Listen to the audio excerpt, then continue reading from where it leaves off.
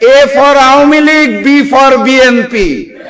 আমরা আকাশে ওই ঘুড়িটাকে দেখতে পারি, ঘুড়ির সাথে যে সুতাটা থাকে তার কিছু অংশ দেখতে পারি, কিছু অংশ পারি না। সেই সুতার মধ্যে থাকে ডিপ স্টেট, সরকার, কমিশন, প্রশাসন, মিডিয়া। কিছু কিছু অংশ দৃশ্যমান হয়, কিছু কিছু হয় না। এই ঘুড়ি আর সুতার পিছনে যে নাটাই থাকে, সেই নাটাইটাকে আমরা দেখতে পারি না। বাস্তবতা এটাই, ক্ষমতার পালা বদলে ওই নাটাইটা এই মুহূর্তে আবারও ভারতের হাতে চলে গিয়েছে। এখন প্রশ্ন করতে পারেন, ভারত কেন গণভোটকে মানতে চাইছে না, কেন তারা জুলাইকে ভয় পাইছে? কারণ খুব সাধারণ। অগাস্ট মাসের 5 তারিখে শুধুমাত্র ফ্যাসিস্ট শেখ হাসিনা এবং আওয়ামী লীগের পতন হয়নি, সেদিন ভারতীয় আধিপত্যবাদ বাংলার জমিন থেকে পরাজিত হয়েছিল।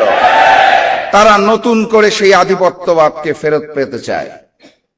আমার দুটো ছোট ছোট সন্তান আছে, তারা যখন দুনিয়াতে আসে এবং বড় হওয়া শুরু করে, আমি তাদের শিক্ষা দিতাম।